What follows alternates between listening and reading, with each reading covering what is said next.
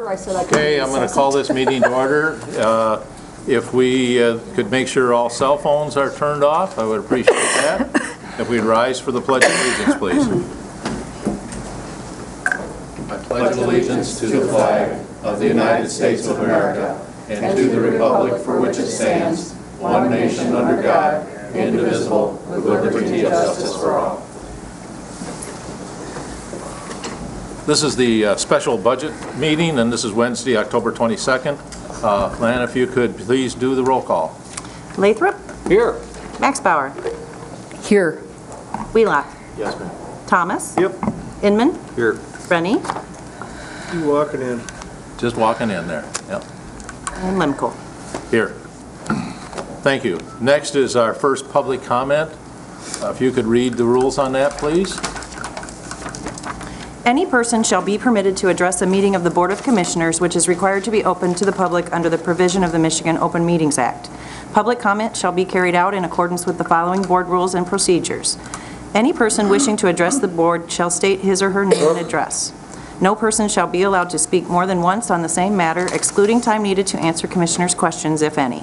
The chairperson shall control the amount of time each person shall be allowed to speak, which shall not exceed 3 minutes. The chairperson may, at his or her discretion, extend the amount of time any person is allowed to speak. Public comment will be solicited during the 2 public comment periods noted in Rule 5.4, Order of Business. However, public comment will generally be received at any time during the meeting regarding a specific topic currently under discussion by the board.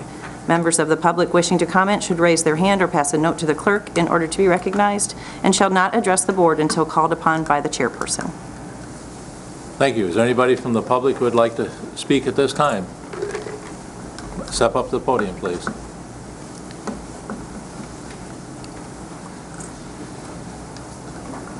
Give your name and address, please. Brian Voles, 2657 Bayway Court, apartment number 206, Charter City, Michigan 49686. Ryan, pull the mic down in front of you. My name is Ryan Voles, apartment number 206, 2657 Bayway Court, Charter City, Michigan 49686. I am here to address the board because I have been at the city meetings, I have been at the beta meetings. There are beta stops that are being put into enactment starting November the 1st. Me and Ms. Maxbauer have seen these stops, and I want to thank her for her time with me, but also when I realized that there was other stops being taken out, which is the Walmart stop at the BAM bookstore. They're moving it over to the Chili's restaurant, which there is no street lights there. There are no stop signs. People trying to cross there are going to get hit. They're going to get hurt, or somebody's going to get run over. Number one, Veterans Drive right there at the fire hall, that the fire hall stop is being taken out and being put on the opposite side of the street. And at night, especially during the winter months, it gets dark earlier. Snow plows are coming through. People are going to be sitting in traffic. Somebody's going to get hurt that way. Another one is 15th and Veterans Drive is another issue, the same thing. The other one is Charter City Heights Elementary School. You guys are moving that stop down to Clinch and Carver Street. That is out of the eyeshot of the school. You're asking for a kid to either get hit or abducted by having those students out of the eyeshot of the school waiting for one of the buses. I'm asking the county commission to please heed my warnings about this. These stops have to stay where they are to save lives. I understand the beta buses have to be easier on themselves and easier on the buses, but also is saving a few minutes time at a stop worth putting a person's life in danger. And I'm asking the county commission to put these stops and keep these stops where they are right now before these go into enactment, to keep people safe and out of the line of danger, and to relook at all these stops and make sure that our public people are safe, that they're not going to be in the line of fire, because when these stops go into enactment, this is what's going to happen. And at that point, there's no going back on it, there's no reversing it. So please, I'm asking all of the county commissioners to relook at this and do not let this go into enactment. Please get through the winter months and get into the springtime before these buses are changed on their routes. Thank you. Anybody else from the public would like to make comment? Seeing none, we'll get into the meat of the world. So, the budget. How would you like to proceed? Would you like to go around and make recommendations? Would somebody like to make a recommendation to accept the budget as it is? Or would you like to have individual discussions about individual parts of this budget? Mr. Thomas? If that's what you're asking for, I'll move that we accept the budget as presented. Do I have a support? I'll support for discussion. Okay. I have a motion and support by Wheelock, support. Now we get into more discussion. Who wants to start it? Larry? I think the first 2 points I want to make is that under our strategic plan and also our values, our mission, those things that are important to us that we've had long conversations with over a period of years, that our environment, the natural resources of the community, and also public safety is absolute. Those 2 things are number one.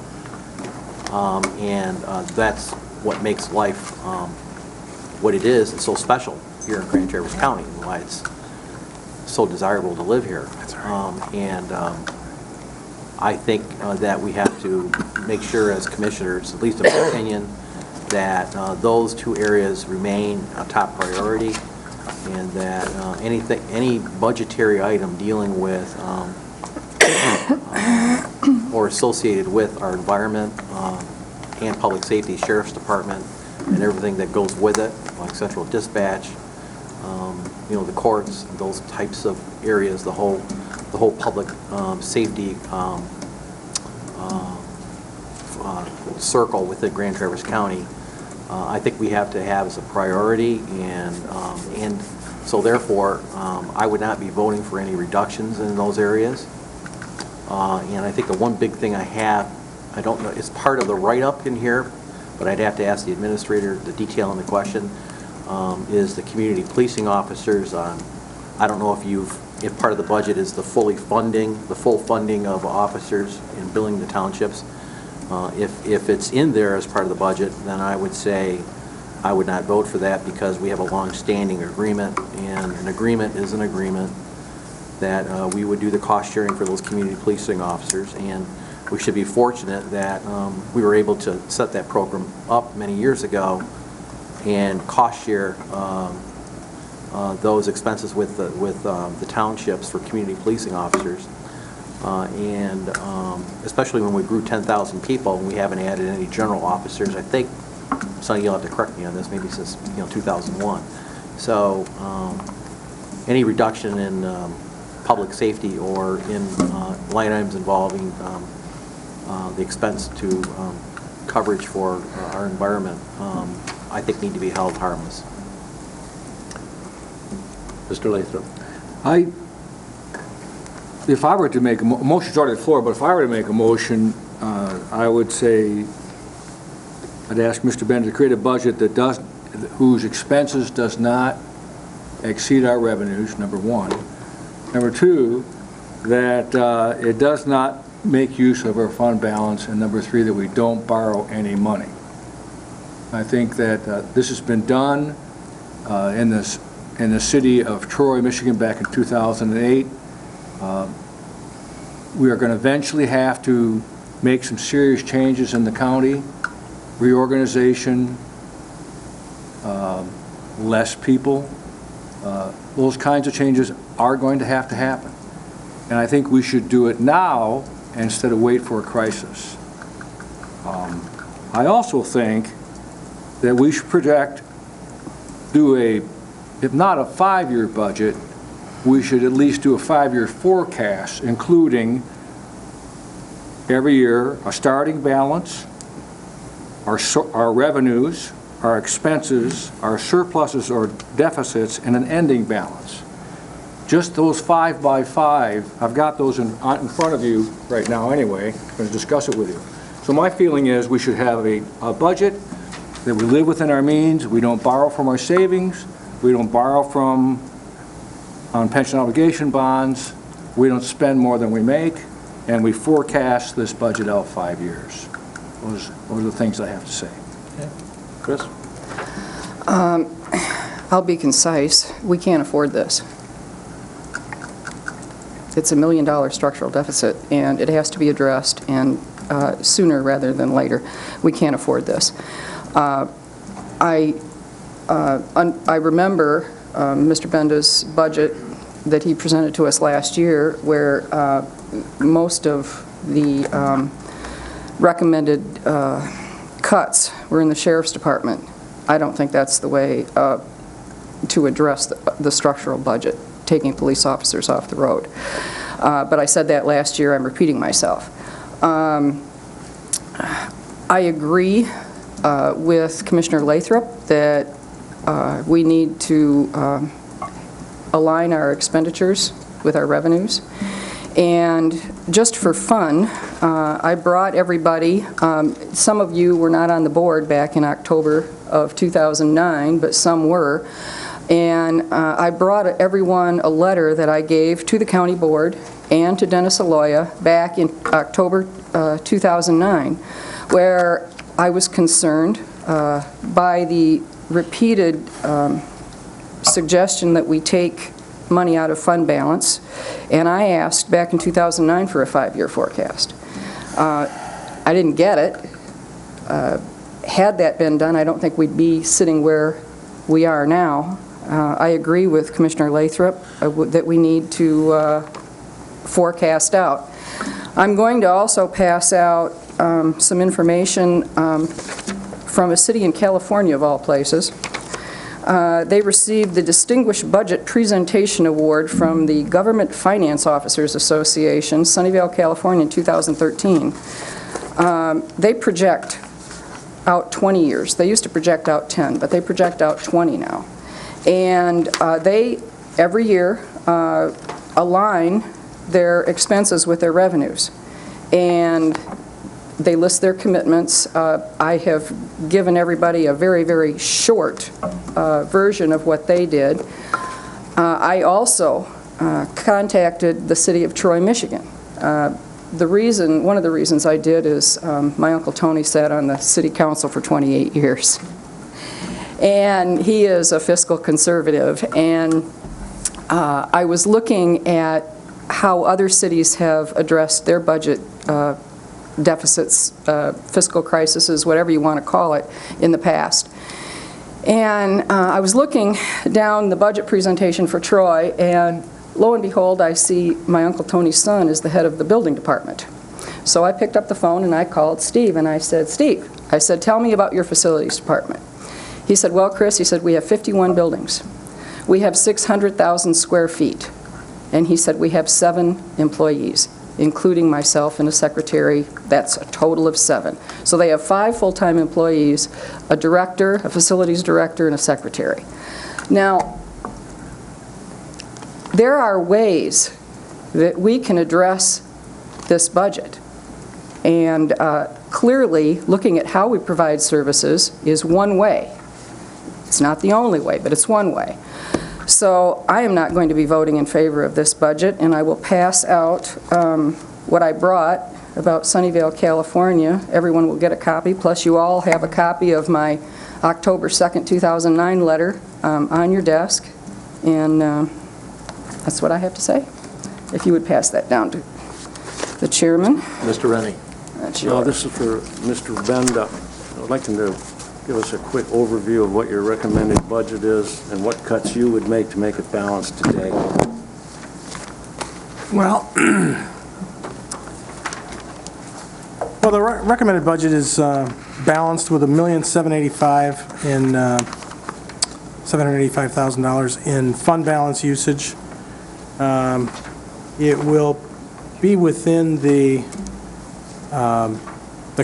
county board's policy of maintaining a 15% of expenditures fund balance at the end of 2015. And the way the budget was structured since last year, as you recall, I proposed that we refinance the debt on our pensions from a pretty much dictated by the governmental accounting standards boards and the municipal employees retirement system on the way we will amortize that debt from this accelerated funding method that they are requiring us to pay, to taking out a debt on it, taking it out over a period of years, about 20-year debt, which would lengthen the payback by about 5 years, and would utilize the arbitrage on the difference between the invested funds and the amount you'd pay on the debt. It's a way of managing your money. It's kind of like taking out it's refinancing your mortgage, or it's akin to that. It's for things that you can't pay all at once. That's why you would take out a debt. But the board said they didn't want to do that. They wanted to see us make cuts. And if we were to make cuts, we suggested that the only place that you have non-mandated expenses, there are very few places that you have a lot of non-mandated expenses remaining in the budget. And a couple of those places are, obviously the majority of the funds are in the Sheriff's Department, and mostly in law enforcement, road patrol, and in detectives. There's not a lot of, corrections is pretty much fully staffed, and, you can cut positions there, but it's a 24/7 operation, and if you try to cut there, you're going to incur overtime and stress out the staff and make life miserable for everybody there, and it becomes a less safe place. So that's a mandated expense, and the level of funding there is pretty much mandated. The other parts of our budget that are not mandated, the amount we spend on, internal services is not mandated, but you have to pay payroll and you have to pay for a number of things. Information technology isn't mandated, but there are internal services that need to be funded.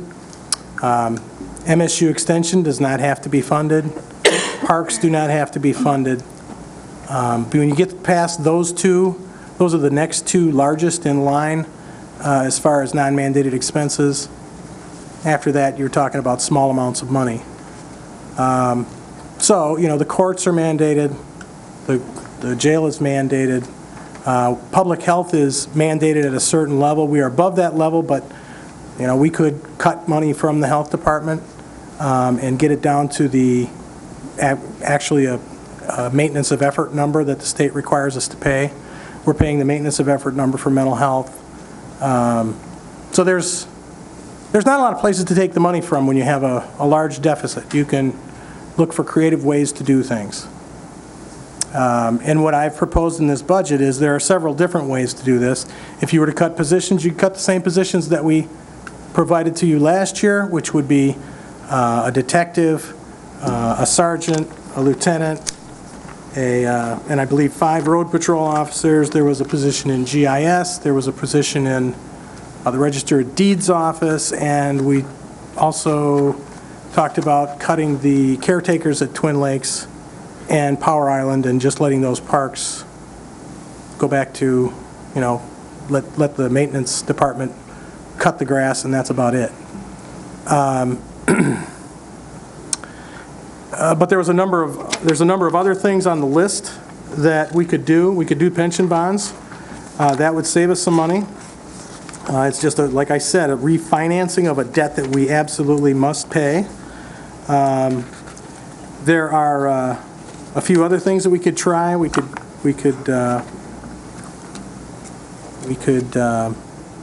ask the townships to pay the subsidy that we are right now providing townships with full-time officers. We're providing all the markings in the cars, all the gas and oil, all the administrative responsibilities, all the overhead, and they are paying a portion of the direct cost. And the county general fund budget, the county taxpayers are paying subsidies to each of those townships for each of those officers. And you could ask the townships to pay full cost, and you could break it down into basically calculate the fully loaded cost of the officers and let them pay for whatever they can afford for the number of hours of full-time officers that they can afford. Right now, they're getting a full-time officer for about half the cost. And that's another way to close the gap on this budget. That will probably mean that some of the townships won't want to continue to pay.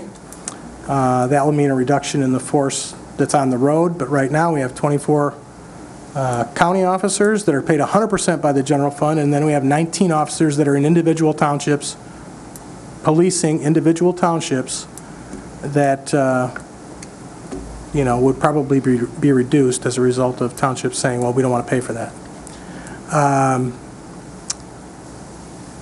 I don't know, did I miss anything else on the list? Yeah, you had 911 on that. Oh, yeah, well, the 911 surcharge is on the ballot. That is another public safety expense we do not have to provide. We provide a high level of public safety services, as Commissioner Inman pointed out. The board's been very adamant about trying to keep public safety up and provide as much law enforcement and high-quality service as possible. As you know, it's been a general fund, it's been a burden on the general fund for years. We went to court twice over it and went to the Court of Appeals twice over the surcharge amount that we're allowed to, by the Public Service Commission, to charge. Up in Antrim County, they're fully funded by their surcharge, and it's, I think it's over $3. Ours is 80 cents, and the general fund has to pay quite a bit of money toward that. If we could get out from under that, then we could keep all of our other public safety expenses going. And we could actually start buying some equipment that's been desperately needed for a number of years, been requested every year in the budget, and is in this budget. Another $1 million is requested by 911, that there's just no funds to provide that. So I think that the community deserves a fully funded, properly funded 911 system. But we could go back to the, city police answering their phones, the sheriff's department answering their phones. And that's, there's nothing that says that we have to provide a 911 system. We can use the funding that we do have and provide that kind of response. It will not be the kind of response you have now that is quite advanced and quite sophisticated. But there are a number of different ways to do this. The way I've proposed the budget, we have, as I've said before, we budget somewhere around $625,000 every year, and I think that's just a recurring number because we've used it in the past, and it seems to we seem to turn out all right at the end of the year when we budget that, because we budget for full employment, and that just doesn't happen.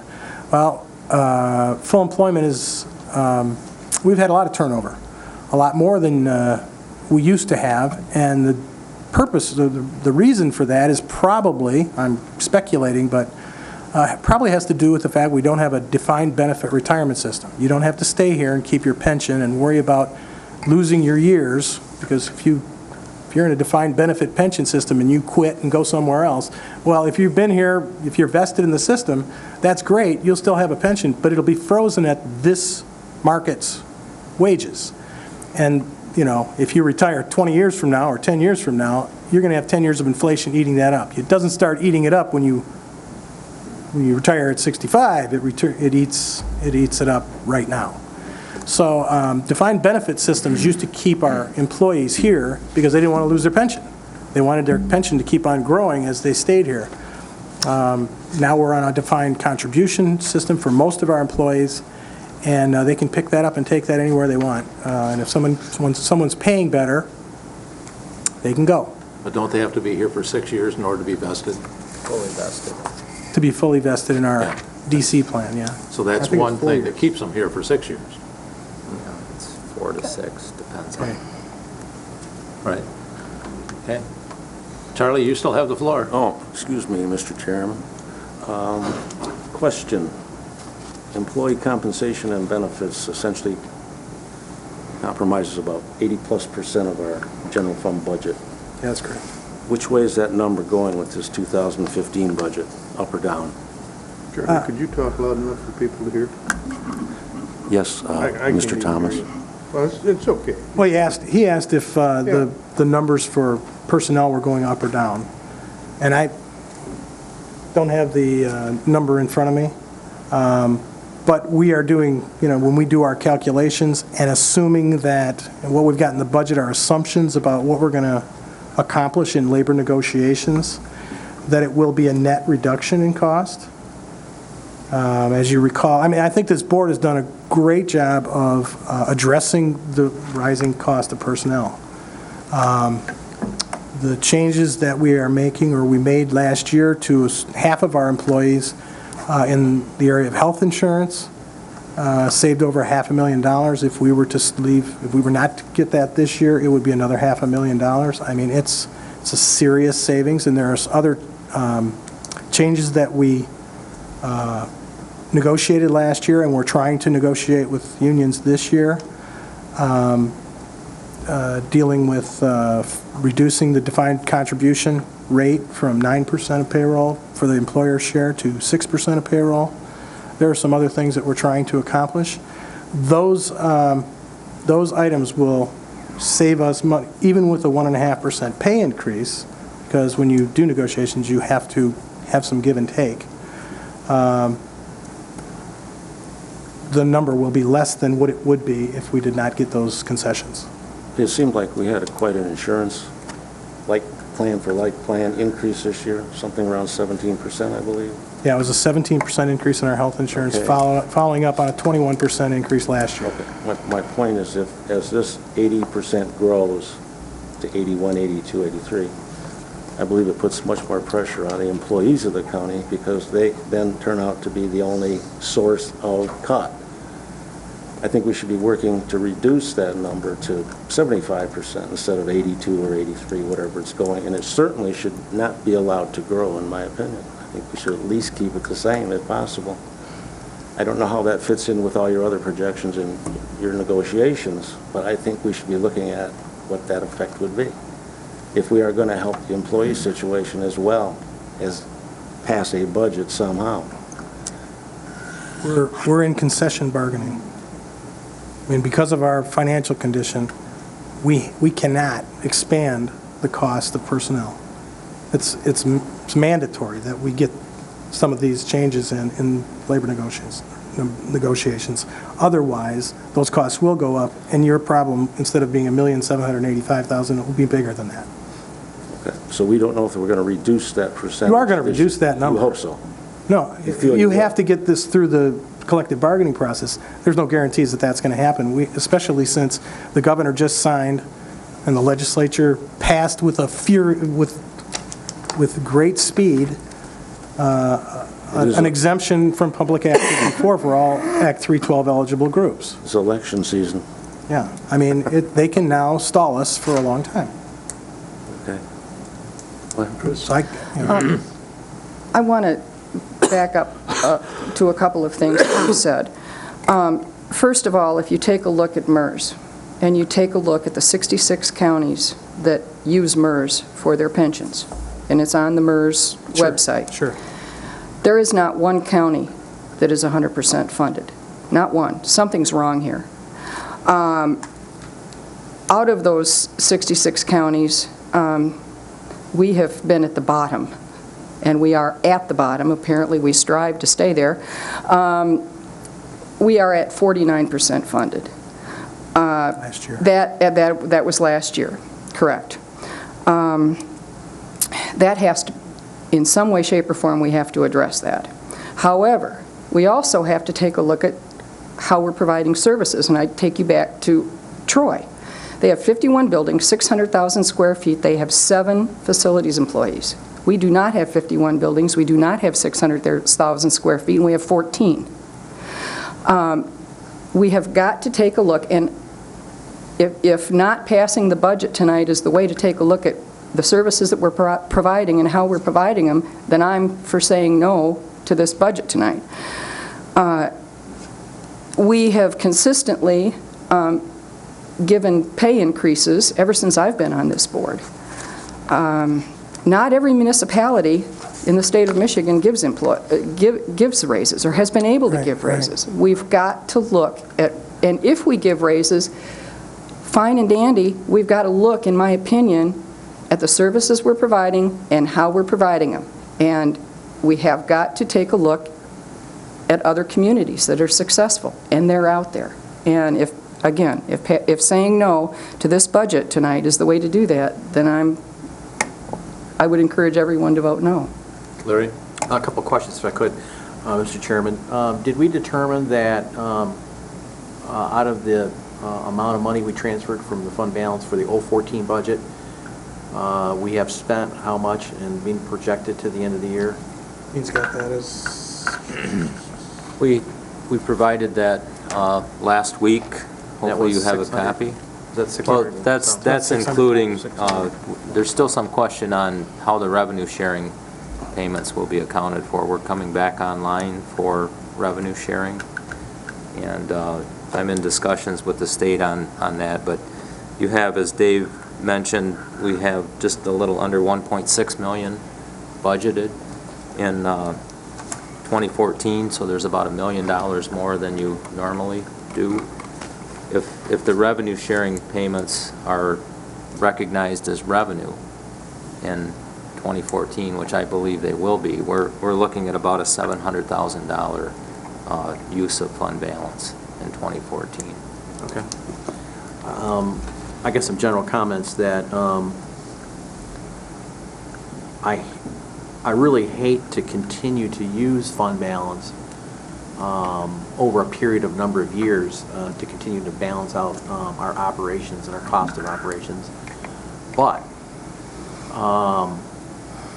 and I think it's important that, we take a conservative look at this budget, because when we started using fund balance, we were hopeful that the economic turnaround would be shorter in nature, and that has not occurred. So the ongoing use of fund balance has to start narrowing down, because we went from 20% down to 15%, and rightfully so.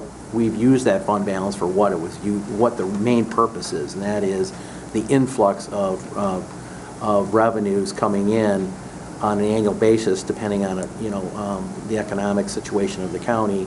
It goes up and down, up and down, up and down, and that portion of the fund balance is there, so we can stabilize operations and not hire people, let people go, hire people, let people go. There's more of a straight line, and we use that margin to balance things out. Now we're down to the kind of the bottom end of that line. So I want to be very careful in using fund balance for the 015 budget. I'm not adverse to using some part of the fund balance, especially if we've not spent $1 million right, of fund balance from the transfer from last year. Then we have more wiggle room. But that being said, I still think we need to take a look at, as Commissioner Maxwell said, trimming down some areas. One could be in the area that she indicated. The other one is we might want to, I know that Danny's in a process of trying to get some bids for lawn mowing, and whether we can break that out to 5 providers and get a very lower cost for maintenance of our grounds and stuff. That could be a cost savings. But all of us have went through these budget meetings and discussions with everyone here this year. We spent a considerable amount of time, and it was a good review process, and it was especially good for the newer commissioners to go through that process. And the bottom line when I got out of those meetings was it was a very difficult decision to cut anybody, because everyone had greater needs. They were working on a bare bottoms staff level, and how do you make decisions on cuts based on those presentations? Now I think there are some areas that were presented that we could probably make cuts on, and not feel the service part of it from the county, and that'd be the lawn mowing issue. There could be the maintenance issue. The biggest thing that is the giant in the room that's causing our deficit, if you want to look at it from a compensation perspective, is healthcare insurance. If we are spending $4.5 million or $4.6 million in healthcare insurance for Grand Traverse County for our employees, and I recognize that, and thank them for coming in and cost sharing with us and doing the co-pays. But if you get 14%, 17%, and 20% increases going forward for the last 3 years, you take 20% times 4.5 million, there's your $900,000 structural deficit. Mm-hmm. So, if healthcare and the Affordable Health Care Act, the way it was represented in Washington, D.C., would save us money, and health and care insurance would not be going up after the passage of that Affordable Health Care Act, then we wouldn't be not sitting in this position today trying to figure out where to find $1 million, because it's gone up in insurance premiums. I understand we're on an accelerated payment schedule with MERS. We're on a 14-year amortization rather than a 20 or 25. Personally, I'd just soon be conservative on that and just keep making those payments rather than bonding that out and getting rid of that debt and just toughen it through the next, several years until that peak is done and you start going down. The only issue I've got really on, if I understand your budget correctly, is if your budget includes the fully funding of township officers, I would, It does, but it increases the township payment to the county for their officers by 5%, but just 5%? just 5%. 5% increase. Is in the revenue All right, side. okay. The full funding of it is just a proposal Okay. that, if you So want to do that, that's... So that's not in the budget? No, it's not in the budget. Is that 5% part of the agreement, or is it over the agreement amount? Their agreement was to fully reimburse the full cost of the officers, and the commissioners gave them a 5-year Plan? flat charge. Yes, I remember. There were a couple years we didn't charge And them. so, inflation went up, and they paid the same, and now we wanted to charge them 5% last year. We actually charged them 2.5%. Okay. 5% gets them closer to fully funding the direct costs, but not quite there yet. All right, so 2 questions, and then I'll get past to someone else. So your budget includes a certain, does your budget include a certain amount if the surcharge, 911 surcharge passes? No. There's no amount in there, it's going to go straight to capital, okay? Yeah. There's no recognition that the surcharge is, All right, no additional surcharge revenue. so in your budget does not include any reduction in the sheriff's department? No. It's a current services budget, Okay. but as you probably will hear from some of the people in our audience, there are requests for things that they consider to be very important that are going to be increasing our costs. The courts are here particularly. I know they have some specific concerns. They came in and talked last week about it, and they'll be... There was a change that we were pretty receptive of on the... Right. Okay. The last question is, your budget, if it's, you've got $1.7 million in there, but in the reality of all things, when Dean comes back, maybe next month, it really is only going to be $700,000, not $1.7 million? Well, Is that the reality? Last year, it was $1 million. This year, it was $1 million, or it's being projected to be $1 million in savings, and we've had a little bit more turnover than we expected, especially in the sheriff's department. And so, yeah, I think that's why I'm suggesting you can adopt this budget, and we can work on it all year, and we can start you've already done one thing, the $70,000 on the retiree health care appropriation. That dropped your problem down $70,000. And as we look at some other things that we're looking at, we think we'll be bringing in some new revenue and dropping some expenses in a couple of those areas. So I think it's not an insurmountable problem. It's not a crisis problem.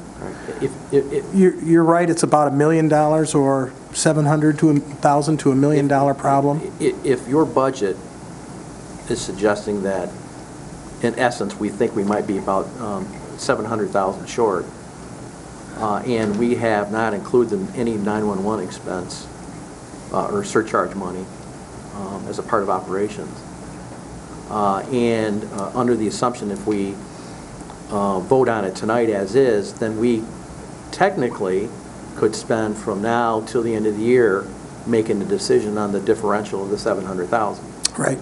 Or you could do it into the following year. I mean, you've got until the end of 2015 before you have to make another decision. So we can continue to amend this budget till the end of the year. Yep. All right, okay. Thanks. Dan?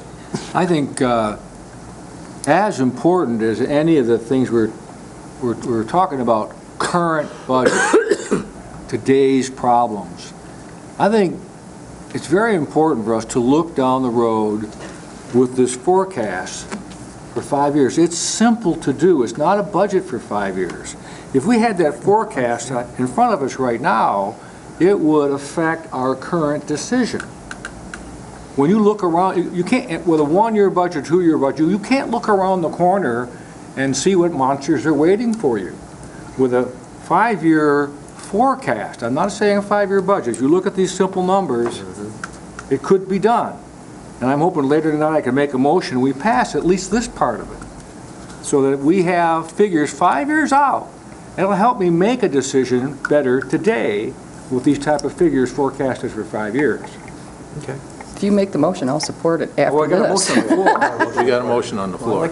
Sonny? Yeah, it's not a budget, it's a forecast. There's a lot of issues, you know, in the summary and in the budget, you know, everybody see my little orange tags that everyone knows I do. Jeez. You know, the fact and the bottom line is, no one 3 years ago, 5 years ago, could have possibly forecast that we would see a 17% increase in health insurance, a 23% the year before that, 20% before the year before that. That's $750,000 a year that we could not have anticipated. And going forward, is it going to be another $750,000 each year?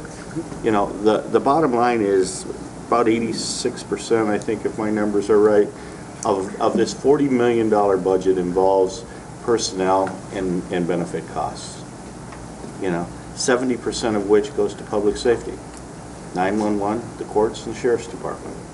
You know, you talk about wanting to get the percentage of budget that's labor costs down to a reasonable amount. The only place you're going to cut those positions is in public safety. You know, we're mandated to provide the courts, we're mandated to provide the jail. So where are you going to cut that?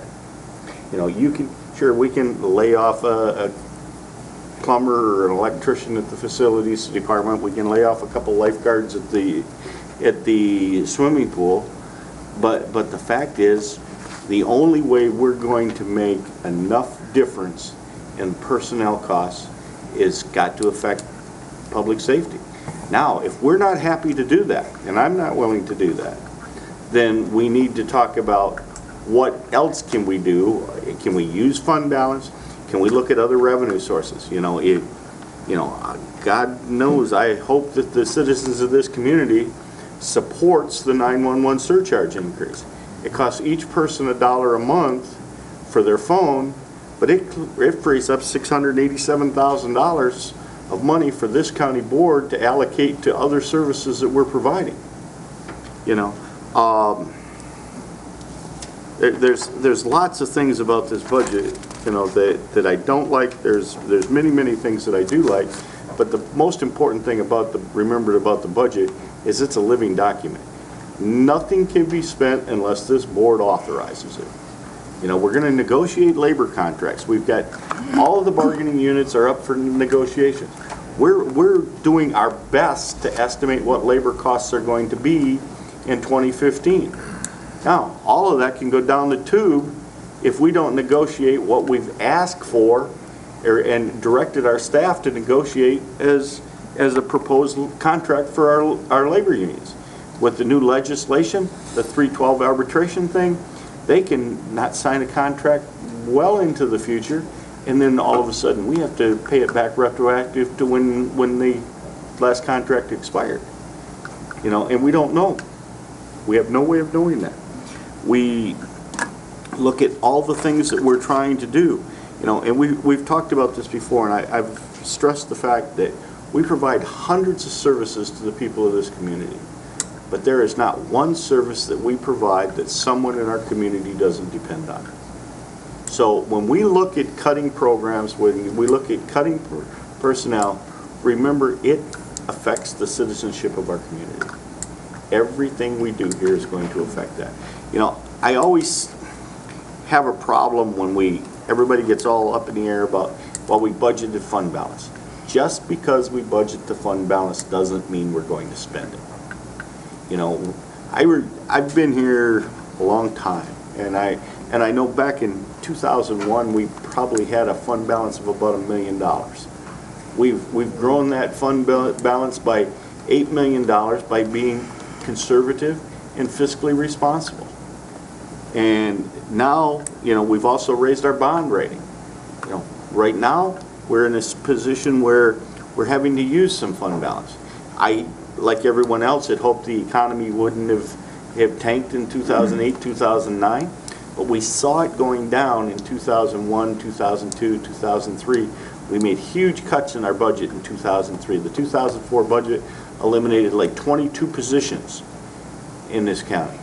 You know, we cut out like $2.3 million, if my memory is correct, out of the 2004 budget.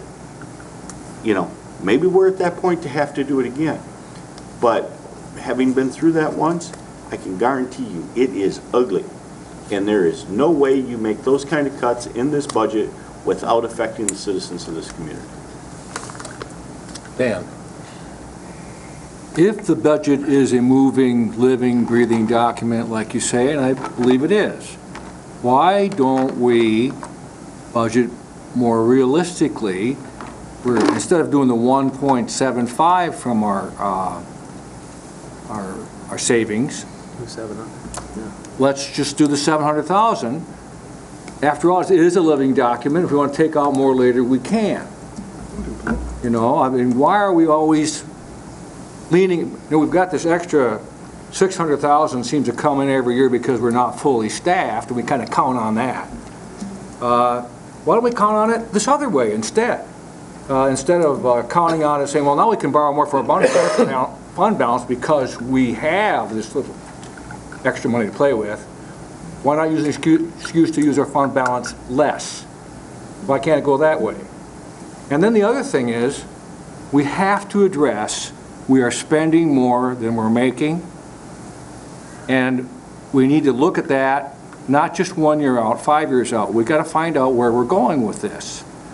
We're being way too short-sighted.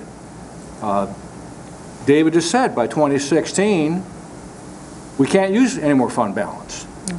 We're going to have to change our rules about it. So if we're going to face it in 2016, let's face it now, at least partially. Charlie? You know, we talk about this fund balance. If you look over the past number of years, especially since this recession hit, we did not pay our MERS account. Let that slide. That was per agreement of the board. Our capital funds have been depleted, part of this whole surcharge thing.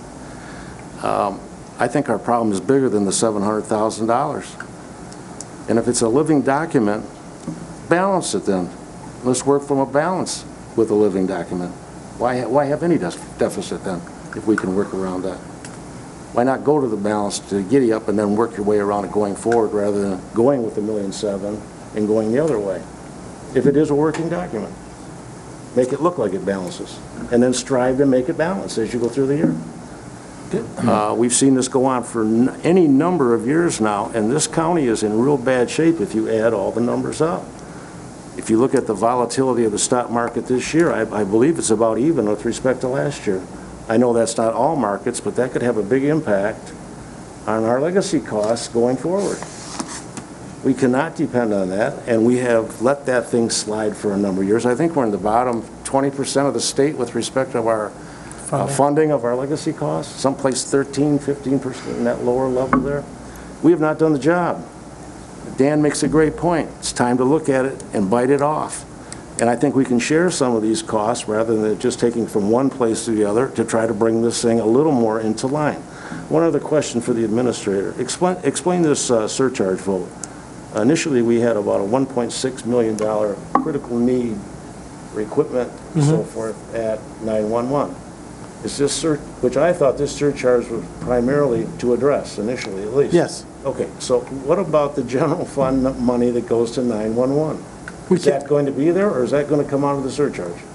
No, that's going to come out of the surcharge. Both sides. We're looking to have the voters approve a surcharge level that will fully fund 911 and allow us to get caught up on some of these equipment needs that we've put off for quite a long time, and allow them to start to accept text messages and upgrade their software and their hardware, add towers. There's, some significant cost items that need to be addressed, and if it were to pass, we would probably look at getting that putting the whole package together, figuring out what we could do now, and maybe even financing it over 5 years and just pay it, buy it all now and pay it off over the term of the surcharge authorization. So can you tell the taxpayers of this county that if this surcharge passes, you will not send $685,000 over to 911 operations for their general costs? We are not anticipating, if it passes, we are anticipating that it will offset that it will fund operations, You can tell the not the public general that fund. And that's, tonight. You have said it yourself, that's the proper way to do it. I'm not saying it's not proper. I would like the public to know if they vote for this increase in taxes, they're going to get relief on their general fund. That's correct. Thank you. So, Dan, I'm going to call on you, but I want to be able to call this question Okay. so that we can have that decision at Okay. this point, and then if Okay. that passes, then we're go on to something else, but if it fails, then we can start to do something else. Okay, but I do get, you're going to address me? Commissioner, it sounds like we agree. I just want to, is that true? No. I thought we were agreeing. I agree with your premise, but I'm saying, why go to a deficit then? If it's a living, working document, make it balanced now. I'm not disagreeing with you, I just don't understand it. Rather than look at a $1 million where we're going to use some of it but not all of it. Yeah. And pass $1 million, another, I might add, Yeah. budget with a projected $1 million structural deficit. Right. It's been going on year after year after year. Make it balanced now, take this slush fund stuff out of the equation, and then fight to make it balanced. So you want no use of fund balance? Yeah, I guess that would be So another that's- way to put so it. we're agreeing. I guess that would be another way to put it. That's what I mean, I think we're agreeing, and I just want to clear that up. Larry? Well, I guess I have a different viewpoint, but getting to the same end. And that is, I believe the motion on the floor is to adopt the budget as presented. Yep. Okay? That's what it was. I would like to ask the motion maker in second if they would be willing to amend their motion, that we would adopt the budget as presented with the commitment that this board by year end make the budget balance covering the 700,000 projected shortfall. Would you say that again? Well, we have, the administrator said actually we'd have about a $700,000 shortfall that we'd have to really transfer over in a fund balance. So what I'm saying is we would adopt this budget with the understanding that this board, by year end, would make the necessary revenue reviews or expense reviews to balance that $700,000 differential by year end. Does the motion person want to make that Sure, the second? why not? Well, it could come from the 911, it could come from different areas. Who seconded it? That would be the groaner to my left. You want to get some votes, you might want to say yes. Poor Sonny. You know, it's, in many ways, that sounds easy, you know, but I'm not sure that it is. Well, all I'm asking over I'm is- not sure how realistic it is, you know. If you're going to think that you're going to go in and cut $750,000 out of this budget, or find $750,000 worth of revenue. Now, if this discussion was being held 2 weeks from tonight, and we knew where the 911 surcharge money was, it would be a lot easier discussion to have. But to make the commitment tonight that we're going to find $750,000 to either add additional revenue or cut $750,000 worth of expenditures out of this budget, that's difficult to talk about. So you're telling me that You does want- not add up to $750,000? Probably not, you know, it may get close, but I can tell you that I've got cuts in there that there's people in this room that aren't going to be happy about, and a lot of them. Well, Oh, yeah, you're gonna have to cut, positions. so are you comfortable with that, or does the motion maker in second believe that we should postpone the decision until after the 911 election? No. Okay. I will second that? support the friendly amendment, if you Okay. will. All right. Then we have a That friendly we will, if we pass this budget tonight, Yep. we will do all due diligence to cut this budget, Or make the adjustments. make the budget balance without using the $750,000 worth of additional fund balance. By year end. Okay. Dave, you said you wanted to make comment before I take this vote. I want to do the vote here so we can go forward. Do you want to make comment before the vote or after? I'd like to make it before, Okay? because both of these gentlemen had the same question about why we just get it out of there. I mean, why don't we, if we've got this funny money inside our fund balance that we know we're not going to spend, why would we just not make it right?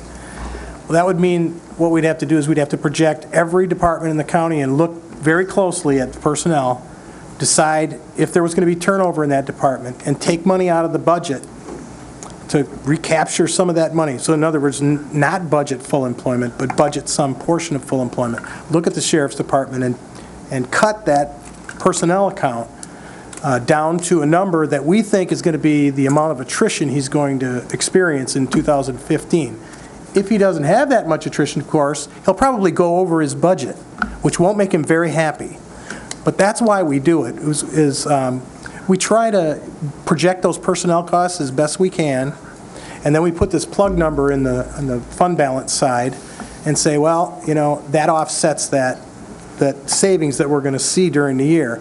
And it doesn't require a department head or elected official to meet a budget that isn't really fully funded in the event that they don't have any turnover. Then they're overspent and they have to come into the board and go, we overspent our budget, we need more money. And that rarely happens in our budget. And that's because we don't hold them accountable for the personnel costs. We project them, we stand by them, we fix it if it's wrong. But, it's 100% budget, so everybody's usually got a little extra in their fund balance if they have any kind of a turnover in their department at all. All right. I want to do the vote, if you don't mind. Do we have some Well, more you're the discussion, chairman. please? We don't have a lot to say about I'm it. going to ask for the vote. Okay. So I will have a roll call vote on the motion, which states that this is approving the budget with the idea that if we can do some cuts before the end of the year, that we want to implement those cuts or increases. It's the commitment of the board to The take care commitment of of the the board to be able to do differential by so. year end. Okay. All right, No more discussion? okay. He called the question. Max Bauer. No. Wheelock. Yes. Thomas. Yes. Inman. Yes. Rennie. No. Lathrop. No. Lemko. Yes. So that means the motion passes. So I would We're going to have a like, balanced budget by the end of the year. the thing that we need to do is give our administrator direction. Oh, I've got some We don't- ideas. Yeah, we need to be able to do that. So do we want to have that discussion now, or do you want to do that as part of the public hearing? Because we're also going to have to establish a public hearing for this next week, Wednesday. We do it now. So I'd be more than happy to do it now, if that's what you'd like to do. Dan, you had your hand up first. Right. I make the motion that whatever budget we have, that we ask the administrator to do this simple 5-by-5 basic forecast for the next 5 years that's in front of you. Second. Okay, I have a motion on the floor. Is there any discussion on the motion? All those in favor say aye. Aye. Opposed? Motion's carried. Good job. Mr. Wheelock. The one thing I guess I have to stress is we also have to remember that because we're a service-oriented organization, there are things that we cannot project. I sat here a few years ago, and I talked to Judge Stanton about it last night. I remember a year that all of a sudden, the end of November, the child family court judge comes in and he says, we took in a family, we have 5 children that all have to go to a facility, and all of a sudden I need $250,000. Those are things that are not within our control. And, fortunately, at that point, we had money in a contingency that we were able to cover that. If we take all of the fund balance money and we take all of the contingencies out of this budget, then when those situations occur, we have a problem. When we sat here a couple years ago, and all of a sudden there was a failure problem with the central tower for central dispatch, we found the money to be able to do that. I should say, Dean found the money to be able to make those necessary repairs and replacement. When you cut this budget so tight that there's no money left, there's no, you know, call it slush fund, call it whatever you want, when those situations occur, then we're going to be back to the county board asking them how they're going to pay to fund those projects. Hey, Charlie? I think that's good. Me too. I think that's a good way to look at it. You should look at every dollar at this point. This has been going on for years. We're in the hole way more than this $1.7 million. Way more, if you include legacy costs and so forth. Another question I would have, going forward, we know revenues, our basic source of revenue, property values, is flat and going to be flat. We also know our expenses are going up every year. This is widening if we don't keep track of it now. It's going to be worse. Okay. I think we could look at some things like the pension bond is a good one.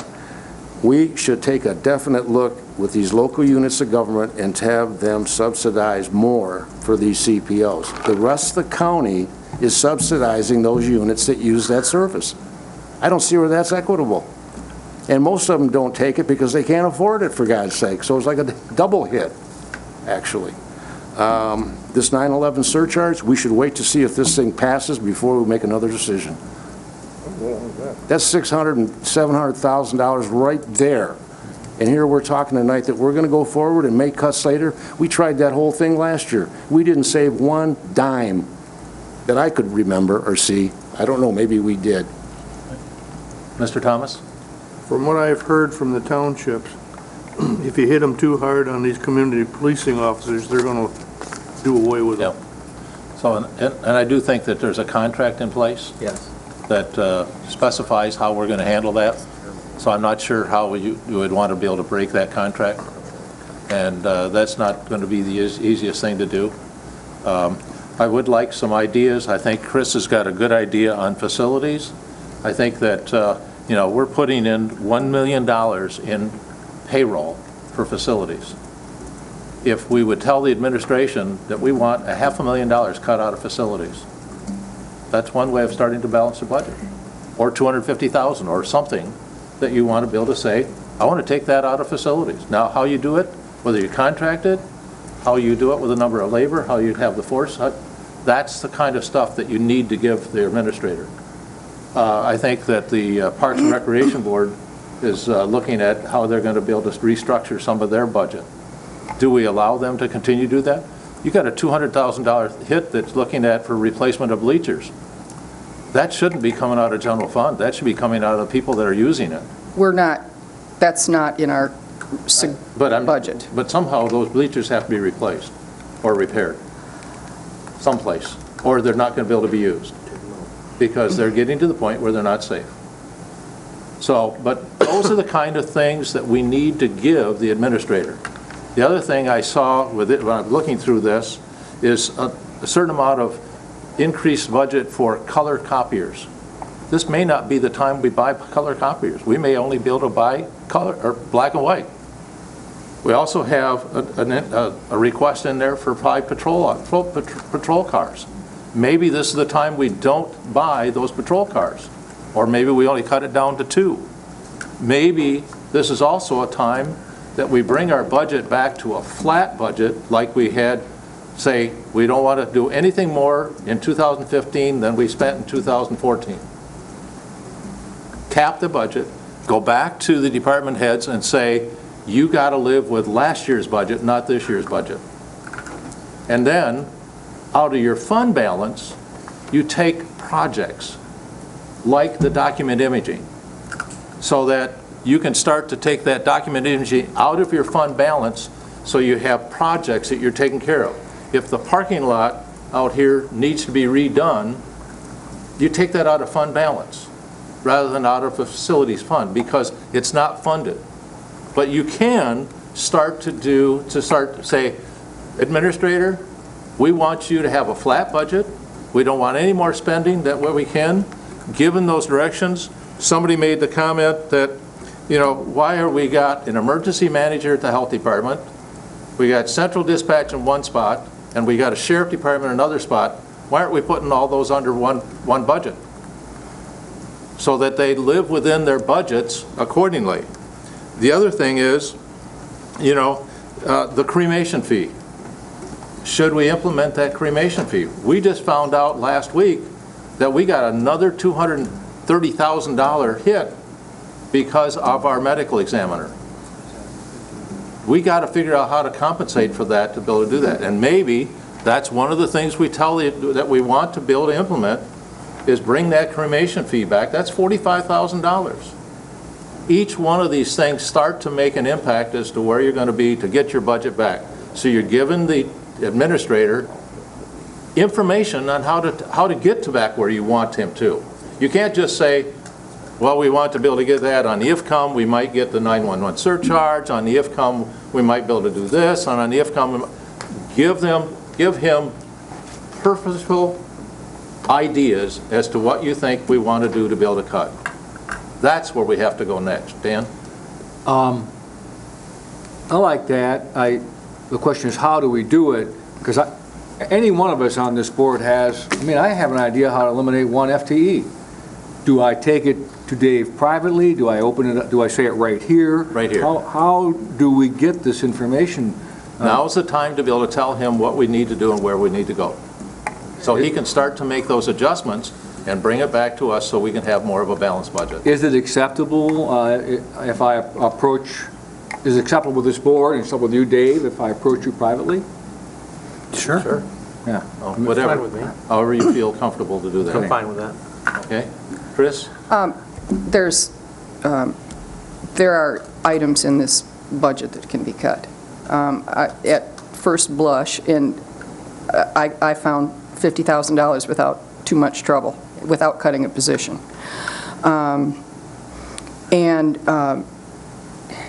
Commissioner Inman, you're not going to like this.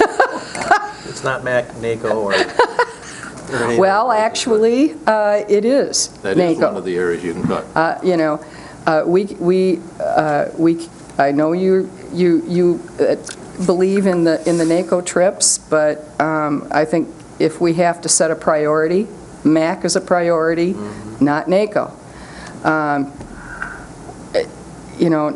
We can participate as members of NACO for a small membership fee. We can sign on to the internet and we can see all the presentations after the conference is over without spending a whole lot of money going to Washington, D.C.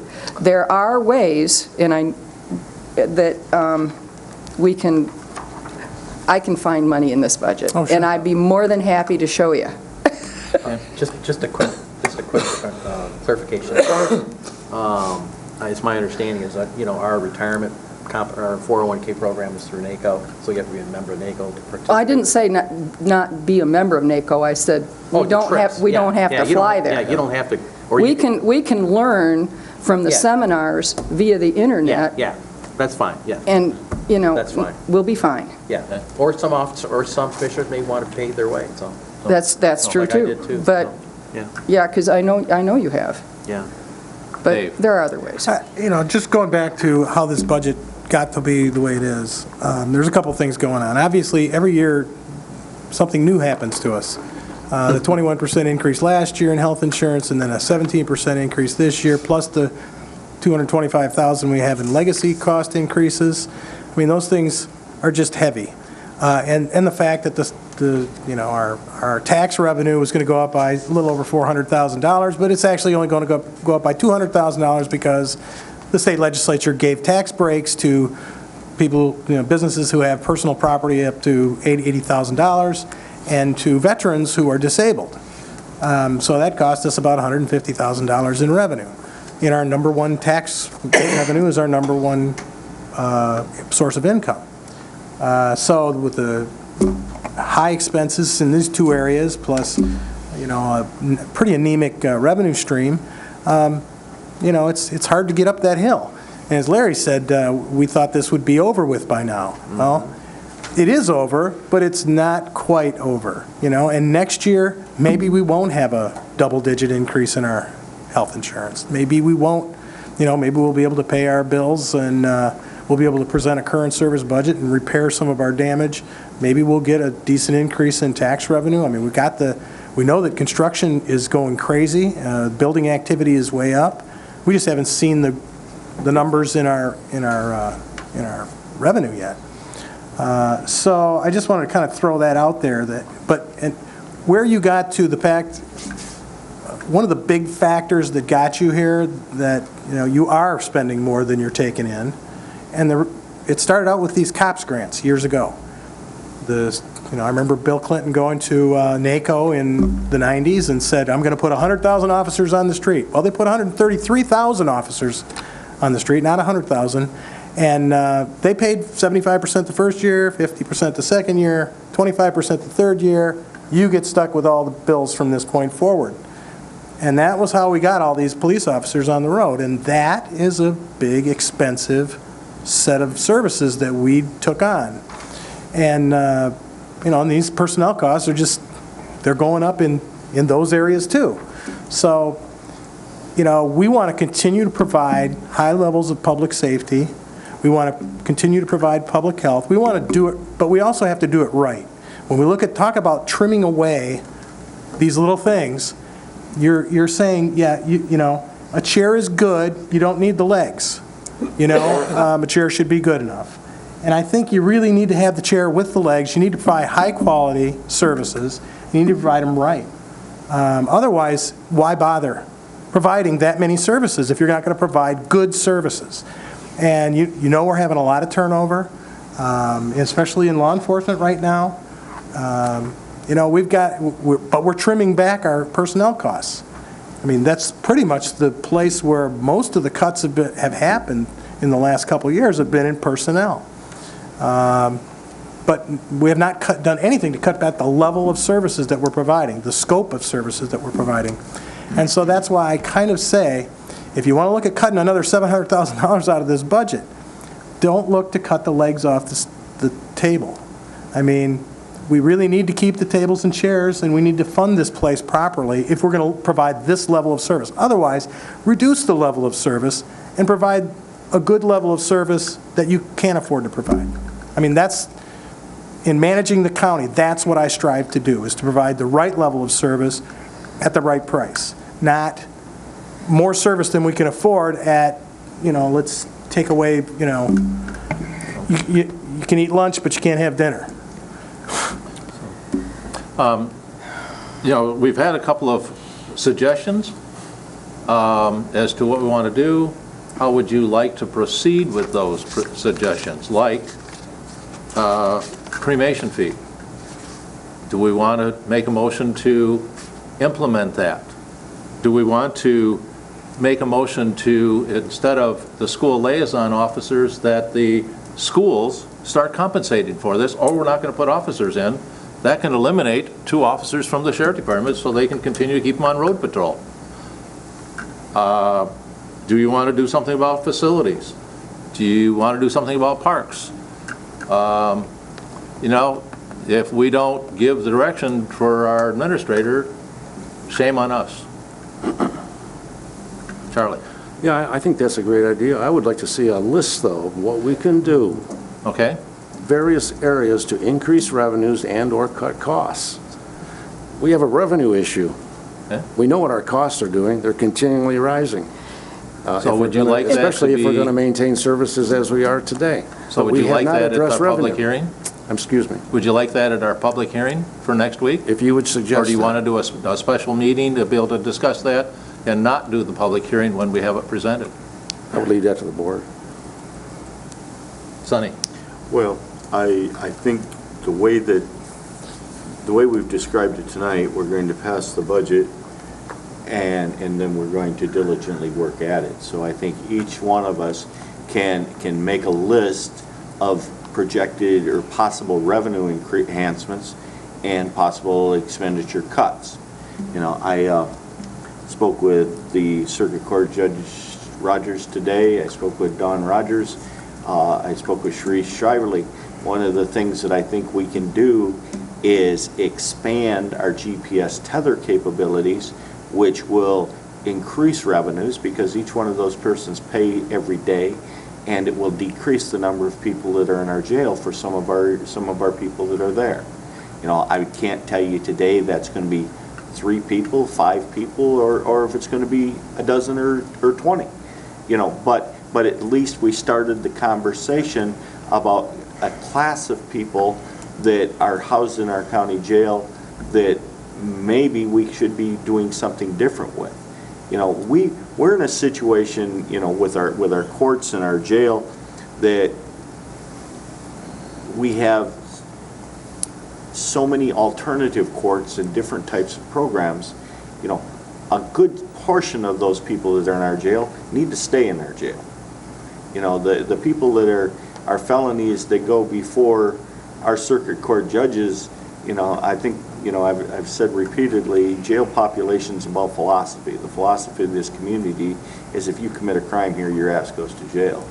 You know, the philosophy of our judges is if the sheriff arrests them, the prosecutor charges them, they're found guilty by a jury of their peers, his job's to send them to jail. Now, I think everyone wants a punitive portion. That being said, there is the possibility that we can do, you know, different things as far as that punitive portions. Maybe we can do more with house arrests. We can do more with work releases.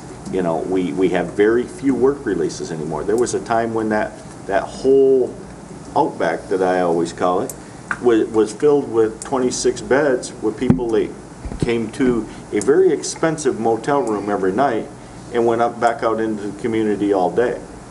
You know, maybe that's a good thing, maybe it's not. But the fact is, our jail costs are extremely high, you know, not any higher than any other community surrounding us as far as operation of the jail per inmate. But is there ways that we can better utilize that? There's dozens of things in this budget, and I'm really happy to compile a list. I'm not going to sit here and go through all these orange tags tonight. You know, there were some things in the administrator's summary that concerned me that weren't funded. You know, one of them was, I have said for a number of years, along with a number of other people in this room, that we need a reorganization of the administrator's office. You know, there's no way that one person and two clerical people can handle the work that's going through the administrator's office for this county. Where that funding comes from, I'm not sure that I know that. You know, there was some, you know, there's capital purchases that absolutely have to be made. You know, some of them are funded, some of them are not. You know, what we do with Twin Lakes, there's a huge question about that. You know, there was some significant money included in the budget for that. You know, the idea that the revenue from Twin Lakes last year was $14,500, that's absurd. That facility should be bringing in 10 times that amount of money annually if we are properly operating it. You know, so those are things that we can do. You know, like I said, I'm more than happy to compile a list of places where I think that we can derive revenue and places that we can derive cuts. And my suggestion would be each one of us put together a list, and next week we distribute the lists to each other.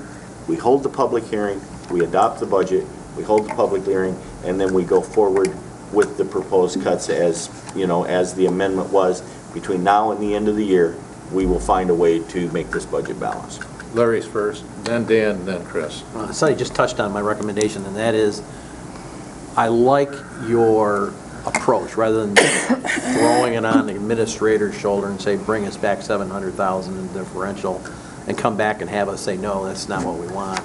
I think it's incumbent upon us. Why don't we as commissioners go home, give this some thought, go through the books again, and then come up with,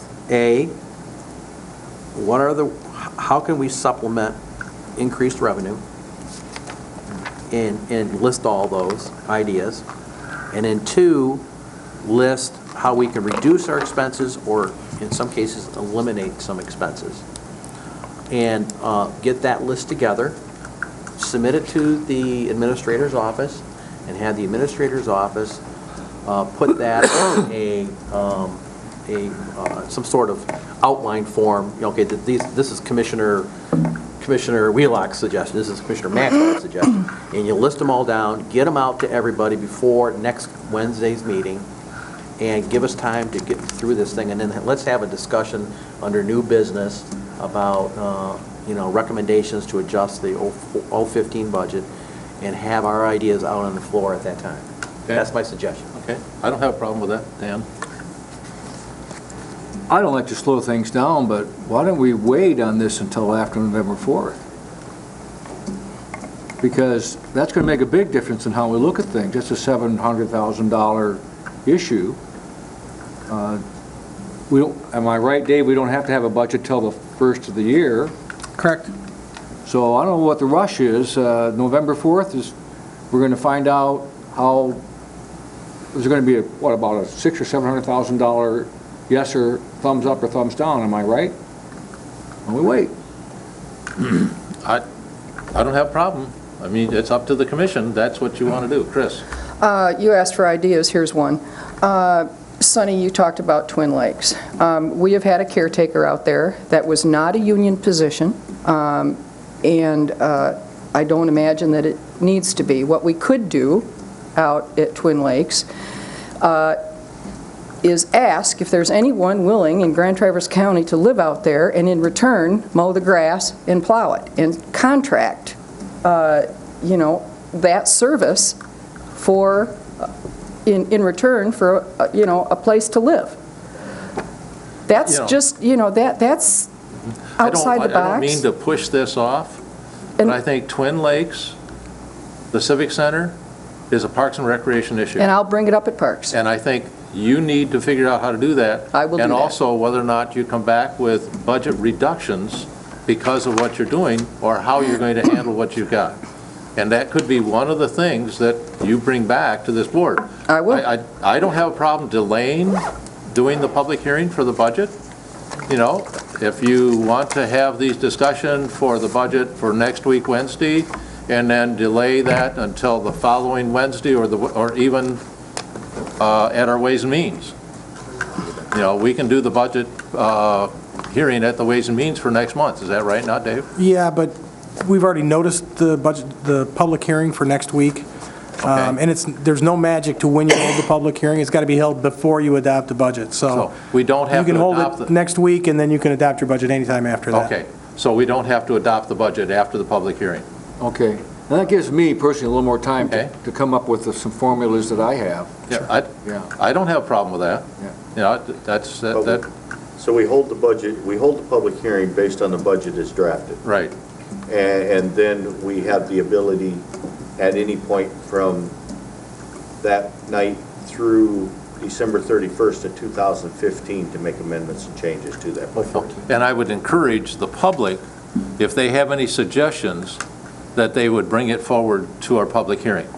That's the time when the public should be brought forward and say, I would like you to look at this, or I'd like you to look at that, or whatever. That time is the best time to be able to come in and tell us how you feel about what's going on. Just Dan? point of clarification, I thought we passed this budget with a commitment to change it By year end. by year end. Yes. So, did we not? Yes. All right.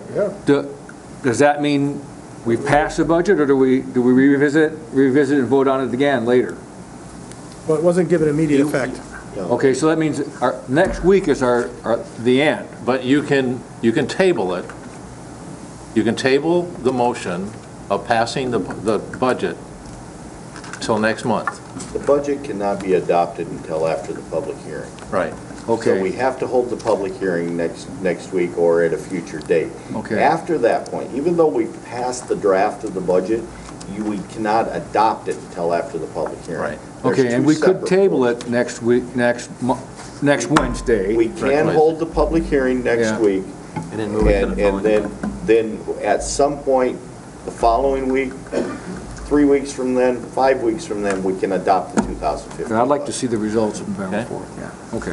So, Charlie? Just real quick again, when are we going to put our recommended revenue enhancements and potential cuts as individual commissioners together so someone can collate them and come up with a Before- reasonable trend or something, Right, like suggestion? before next week's Wednesday's meeting. You want them So you to- got to have who it do into they go Chris to? by Monday, preferably by Friday, but, because she's not going to be able to I get it. thought we were going to wait and Dan asked for more time to think about, to really get in here and think about different ideas. Is a week enough? And I don't think a week Enough for you? Let's wait till after the election. is enough time. Yeah, 2 weeks would work better for me, because it takes some thinking, for me especially. Well, we should start thinking about it tonight. Well, I already have. I've got some ideas, and Can you be ready by next Wednesday can I? with your list? I can get a list together by next Wednesday, but I'd prefer to have a little bit more time. I can give some items, because I spoke about one idea already tonight. I mean, people have ideas. It would seem to me we could put them together. And see if I'd there's be any more than happy consistency. as I come up with them but I would like to have enough time to be thorough. It's your call. And I know this doesn't have anything to do with the discussion. I can provide you with my list by the weekend. That's not an issue. I can deal with that. One of the things I was going to get to here later on or at some point or another, I am out of town from November 4th to the 16th. I think we should cancel all board meetings entirely. No, I think we should have the board meetings. He won't be here. I'm just saying that I No. I have commitments with my family from the 4th of November through the 16th. I can come up with We'll be out of I have a 1 FTE idea. I can come up with that by Monday. All right. Yeah, I Got can do enough that time too. for Chris? Yeah, I So think I if can everybody I can have the them in by list to you. Monday? That's not a That's problem. fine. I just, Isn't that comfortable? Everybody have them in by Monday? But I would like to place a little bit of a burden on our administrator, and I know he appreciates that, because this is why we pay him the big dollars, is, rather than, I want you to look preferably across the entire county, not just, I know your tendency is the sheriff's department, because I saw that last year. I'd like you to try to think outside the box. And I know. It's pretty hard for me to get out of that box. I did, look at the Twin Lakes caretaker idea. That's outside the box. It's something different. Yeah. Well, there's a lot of things we can do. Yeah. If you, I'm A lot of just things saying, take some don't be time. To do it reticent. right, it takes time and money. All right, And well, well, you're right. when I look at the sheriff's department, I think, how many police officers is too many? And I can't answer that question. They can't even answer that question. But there are ways to approach the problem. There are two different things that they do. Most of the calls that come in are service calls. Anybody can write up a report. Doesn't have to have a gun on his side. Other communities are doing that. There's a lot of different ideas out there about community policing that we're just doing it the way we've always done it. I'm telling you, there are different ways to do policing. And, the sheriff does a great job. They're a great organization. And they're very professional, very well respected. But in times of tight budgets, that's, communities like Troy have had to face that. What are we going to do about this? And there are different ways to approach it. There's all kinds of ways. There's all kinds of ideas on how to change budgets. One of the things that Troy did is they said, and they have an aquatic center, they have an indoor pool, they have an outdoor pool, and basically what the city council said is, it needs to be self-sustaining. You figure it out. And that's what they said. And it is. If you take a look at the operating and expense and the revenue on their budget, their revenue exceeds their operating expense. That's great. Okay. there's things that we can discuss that we're not going to have the answers for. Right. One of the things that we've it's gonna talked take about. time and One of the things we've talked effort. about in the past on occasion is using bailiffs in the courtrooms instead of using sheriff's deputies. I don't have the ability by which to tell you whether that's cost effective. Someone's going to have to do some research. The problem is anytime I have a prisoner in that courtroom, I have to have a corrections officer there. But do I have to have a corrections officer standing in the front of the room and one standing at the back of the room with the prisoners? That's another whole discussion, and it's a discussion that not only is a fiscal discussion, but it's a philosophical discussion. And There are going to be opinions on both sides. Some of the judges have very, definite opinions about that. I think the sheriff had and the undersheriff have opinions about that. And I know Captain Hall has some opinions about that because I've heard them. And I've heard those opinions. You probably hear them again soon. I've heard all three sides, and I'm more than willing to meet with all three sides again. But maybe what we need to do is put all three sides in one room and have a roundtable discussion about that issue. Okay, I'm going to bring this back. Just put it on your list. So that you can continue bringing this on the list. But what I'd like to do, we've kind of talked about the budget, we've got the idea what direction we're going to go into. There's two other items that should be talked about that were put on our agenda. One is regarding the pension bonds. Do we want to go forward with those? Do we want more information? Do we want to bring in a bond counsel to talk about what it could do, what it shouldn't do, how it could work? I'm not in favor of it. No. Not yet. I think at this point, maybe the possibility of the sale of pension bonds will be one of those things on the list that I provide that is a potential to derive revenue, or reduce expenditures. I don't think I'm prepared tonight to make a commitment to bring in a bond counsel. That's fine. I'd like to compile these lists and have everyone compile a list and then do a master list with everyone's opinions. Okay. Okay. Dan? I am not in favor of the pension obligation bond, but if we're going to consider it, bringing in bond counsel, what I don't like about the two people that came in, they tended to benefit from our decision. I'd like to see us bring in Mr. Tony Radjenovich, the MERS regional manager, and have him discuss with us the next month what I'm confused by MERS. And I know that Beta did this. They brought this, he's a regional manager for this area. He happens to live in this area. And he'd be an expert on what MERS, we could ask him the questions about why can't we amortize this over 20 years? Why this, why that? Yeah. What happens if you forecast 8%, we owe $42 million, but if you only get 5, it goes up to $47 million. I want to know these things. So before we say yes to MERS, I want to have some expert come in from MERS and talk to us, not to sell us a bond. Okay, so for me, no public sure we can do obligation that. bond, but secondly, if we're going to do it, at least bring this guy in. Okay.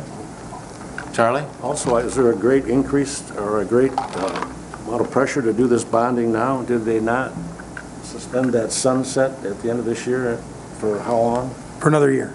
So you have a whole nother year So you got to another discuss year. this issue. Right. And I Okay. think it's an issue, honestly, that maybe some of the new boards should make a decision on. They're the ones that are going to have to pay for this. Okay. This group here put us in the position we are. I don't know if we're the ones to make the decision how to best get us out of it. So I think we should take our time on that kind of a commitment myself. I don't have a problem with that. It just thought it needed to be discussed. So that's why it's up here on your, so if you're comfortable not making the decision on the bonds or bringing the gentleman in to talk about from MERS before that, or you want to wait until after the first of the year when the new board takes place? Personally, I don't want to, the only reason I bring this guy in is if we were seriously thinking about doing it. If we're not just thinking about doing it, I don't want to use the board's time. Why do it? Well, I think having the gentleman come in and make the presentation about MERS so as that we can talk about all of the issues with MERS, and maybe Charlie's right, maybe the time is after the first of the year when the new board is seated. I would agree. But I think there's definitely value to have MERS coming in and explaining to you, how they're handling our money and, how they came up with this accelerated amortization schedule. I never understood the accelerated amortization schedule, and I'm pretty sure that even after we're done hearing from him, I still can't justify in my mind to get my head around the idea why they've accelerated the rate to where every year we get shorter by 2 years. Because they want us to do POB and get it off their backs. Yeah. And the other question is why not one single county that they work for is 100% funded? That's a real Yeah. disturbing. So, no on the pension bonds at this point? You don't want to do anything? No. Do we want to bring somebody in before the beginning of the year, or do you want to wait until after? I'd like to do it after the first of the year. That's fine. So that's direction for our administrator, so he knows where it's going. The next thing is the wage study for the employees. Dave? We sent out requests for proposals. We received 3 back, one from the Hay Group. The cost of the study would be somewhere in the $150,000 range. And then we received another from Municipal Consulting Services, and the third one was Governmental GovHR. Municipal Consulting Services is a Michigan-based group, does many jurisdictions in Michigan, state of Michigan, others. It's a small firm. And then there's the other firm, GovHR USA, I think it's called, out of Illinois, does most of their work in Illinois and Wisconsin. They used to be called Voorhees, a headhunter firm. In the last couple of years, they've changed over to this GovHR group and have changed their focus a little bit into doing these studies. Both of them are in the $60,000 range, and with additional costs for job descriptions. And we believe, looking at our job descriptions, that they're going to need some work. Not all of them will need work, but some of them will need work, so there'll be a few dollars there. May be $65,000 to $70,000 for the total study. Implementation costs, of course, are unknown. But if we were to bring in the RFP results and a recommendation to you on who we should go with at an upcoming meeting, we would strongly recommend that you set aside dollars for implementation at the same time you set aside funds to pay for the study. So at least a couple $100,000 for implementation. You don't know if it's going to go up much, but you do know that you're going to have additional costs. You might as well put it out there. And we have not done a study in 20 years. The last study in this county that was actually done and implemented was in 1994. They should be done every 3 years. Dan? 2 things. Beta used the American Society of Employees, and I think they spent about $13,000 on it. They have 105 employees, I think. I think we can get it done more cheaply. But I asked the question, so what if we get this information? What are we going to do with it? Set on the shelf like last time. Well, There you go. Wait, if they say we're supposed to pay people less, are we going to do that? No. If they say we should pay people more, well, we can't afford to pay them what we're paying them. So what good is it spending $260,000 on this information, implemented or not, if we're not going to move on it? And we're not. We can't afford to do what we're doing. So I think we should just drop it. And we have enough on our plate right now. I've been thinking about this for quite a while, that, I think that it is a challenge as to whether or not we can, because I think probably our core employees are probably paid fairly well. We have some department heads that may not be. We have some people in the sheriff department that may not be. And so whether or not we do the study for different parts of the county instead of the whole, or we've got a lot of requests here in our budget, how do we reclassify some of our employees, and they've got it in the budget request. So if we don't do a study, we're going to have to start having department heads come into the board and saying, we want to reclassify this, and then you're going to be individually making those decisions based on Jen's information, Dave's information, and department head's information. You can do that without doing a study. So if either you do the study and be able to compensate it, or you don't do the study and you say, department heads, we now expect you to come into us on a regular, on a per time, or however you want to put the schedule together, and then each commission meeting is going to be subject to hearing those pleas to take some of their employees and reclassify them or pay them a different rate. Dan? That's actually is translating into, we got to pay them more. Not always. Not according to this. I think it's bad for the staff to say, hey, we might pay you more and not. You know, I know the last time this study was done, we didn't use it, and a lot of people had hurt feelings. Oh, yeah. And held that against us. I don't think we should make that same mistake. We've got enough to do. It's hard enough to do what we are doing. So just because some department head wants to reclassify it doesn't mean we have to do it. And if they want to reclassify it and get the same price, okay. Call your name something different. Well, I have to grow as a physician every year, get smarter, work harder. I don't get paid any more.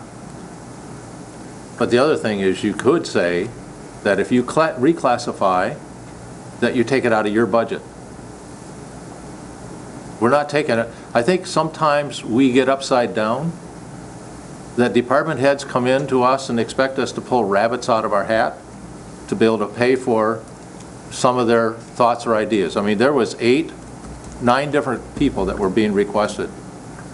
They didn't say that we could figure out how to take it out of our budget. They said, commissioners, you figure out how to pay for it. They said, administrator, you figure out how to pay for it. I think it's upside down. I do too. I think we need to work on it the other direction. So if we do ask for reclassification and it's a $3,000 issue, take it out of your budget so that you figure out how to do that. But you allow them to go ahead and do that because there is some inaccuracies about happening in some of these employees groups. And we got to take care of it. We cannot keep hiding that under the stone. Charlie? First of all, I think we need more than a wage study. I think we need this compensation as well as looking at how we're organized. There is unhappiness in our workforce. We hear it all the time. It comes down to equal pay for equal work. If people don't think they're getting paid what the next guy's doing for equal work, they're unhappy. They did this at NMC. I don't know if you read in the paper about how they reorganized the entire pay structure to simplify it, make it easier for the employees to understand, so they feel they're getting a fair shake. We have a very complicated system here. You mentioned we haven't done this in 20, 30 years. Time to take a look at how we're organized as well, and I think we could save some money for the county if we went about it that way. Not just wage. It's more than wages. It's the workplace and the workplace rules that should be looked at as well, in my opinion. Chris? This budget is basically the same budget we've had year after year after year. And the services are basically the same year after year after year. And one of the things, and it's extremely difficult to do, is to sit down and go, okay, first of all, and we've done the first step, we're getting a grip on the problem. We're going to have a 5-year projection. We voted unanimously to ask for that. That's the first step. Then you take a look at it's basically you set the price of government. How much money do you have to spend? And then you set your priorities. And then you allocate your resources. And then you come up with a purchasing plan. And you know what? You have to ask every single service that we provide, what's the benefit? And the stuff that's really beneficial to the public, that the public truly values, stays at the top, and the stuff at the bottom, you simply have to say, we can't afford that. Or we look at revenue sources for the stuff at the bottom. That's the process. And I think that's what we need to do, and it's going to take some time. Dan? I know that I talked is it Brian Kishnick. Kirshnick? Yeah, he's the student of David's, by the way, who has a high opinion of Dave. He is the city manager for Troy. And they brought in 3 different consultants to help them. One to look at Danny Brown's job, not his job, but his... The facilities department. Yeah, and then they had others. But we're so afraid of a consultants. Now, yes, it could cost money, but if you spend $60,000 on consultants and it saves you $1 million, it's worth it. And this is where I wonder about myself as a board member. Am I really smart enough to advise the administrator on how to manage the county? I've got one idea, but professional consultants that do this for counties all over America, for big businesses all over the world, maybe they could teach us something. So I'm not saying any one group. Troy used 3 groups. So, you know, just, and by the way, what they did worked. They're 103 or 4% funded in their pension obligation.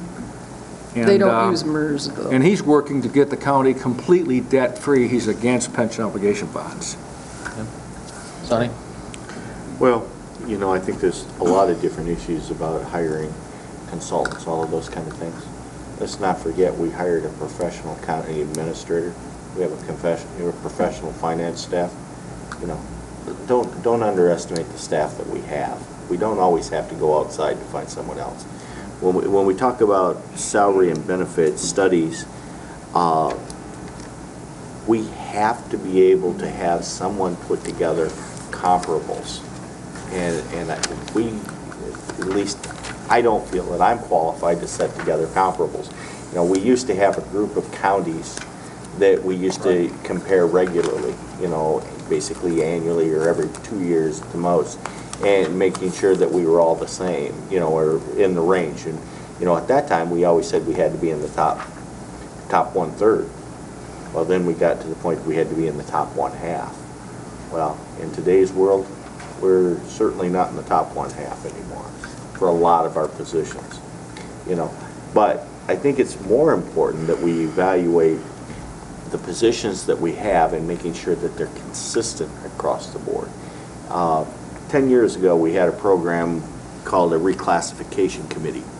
And every month we met, and 1 or 2 or 3 department heads would come in and they'd have this person. Well, this person's job has changed and now she's doing more than the lady sitting at the desk next to her, so she wants more money. She wants her job reclassified. You know, the classification study, and you know, I'm not speaking for Jen because I'm sure she probably has her own opinion.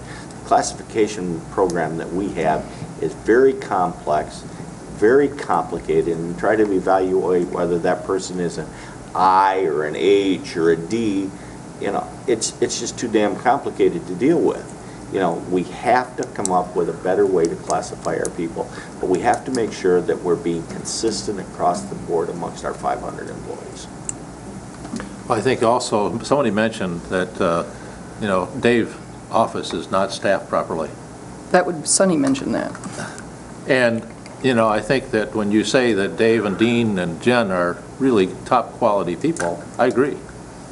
But on the same token, you can't expect them to pull rabbits out of their hat to be able to do some of these projects without having additional staffing.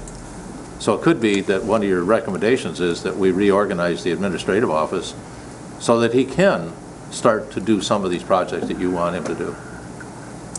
Just like you said, it might be feasible to use fund balance for a special project. Exactly. Why can't we use fund balance? I'm not saying Dave isn't capable of doing it. I think he is capable of reorganizing the county, looking at every department, all those kinds of things. I just think he's too busy to do it. He's got other things. Why hire a full-time person that's on the salary forevermore? Why not get some consultants that focus in on some of our areas that we need advice on? But you have to manage those consultants. And how much time you're going to give them. And you have to provide them with the information, and compiling that information takes time also. Right. So, yeah, and I don't disagree with you. Yeah, I'm just I mean, saying is that, it's like hiring part-time help, yeah, all right? but you still, then you're going to have to increase that staff in order to be able to do that. Temporarily. You're going to have, well, Temporarily. maybe, Because you only need the information once.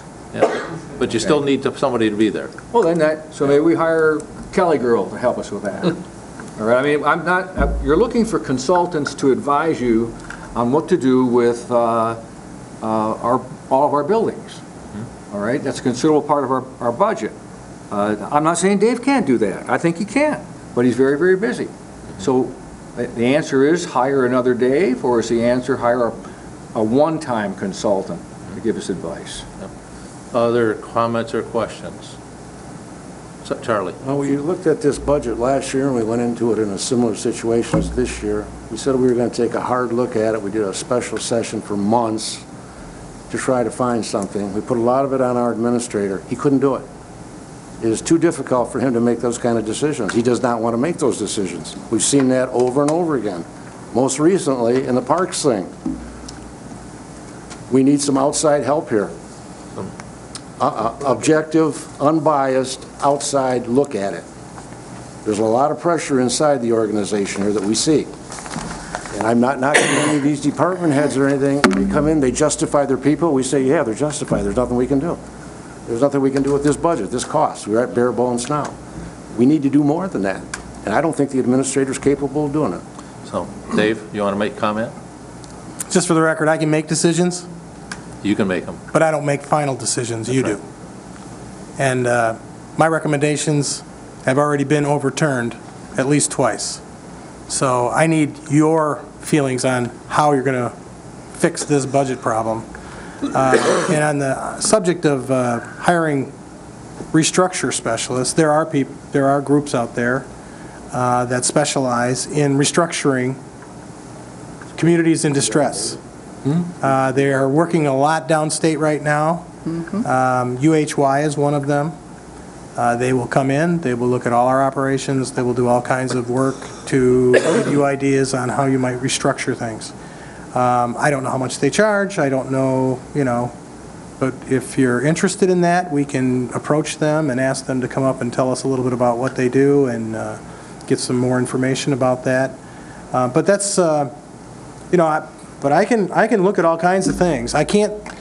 There's not enough of me to go around to do all the analysis work that needs to be done to determine, for example, in the sheriff's department, how many of those calls are service calls and how many are actually for crimes that are, burglary, assault, the big ones, and how many are small ones, how much time they are spending, on community policing, how much time they're spending on, reporting, and how much they're, I can't do all that work.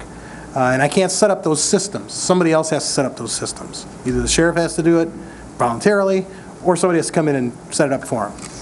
And when we look at the courts and we look at other places, you can make all kinds of suggestions. They're an independent branch of government, and they will run their operations the way they see fit. And we are the funding units, and we will fund it based upon the way they see fit. And if you want to get in a fight with a sitting judge, good luck with that. Because you can't win a fight with a sitting judge. They are very cooperative here, and that's really nice. There's two of them sitting But they are running the their audience show, right now. and they're running as best they can, and they will tell you that they're running it the best they can. And I think we got great judges here, but you're not going to go in there and restructure them. They are going to tell you, yeah, thanks, you go somewhere else. They might listen, and they might take, some suggestions into account.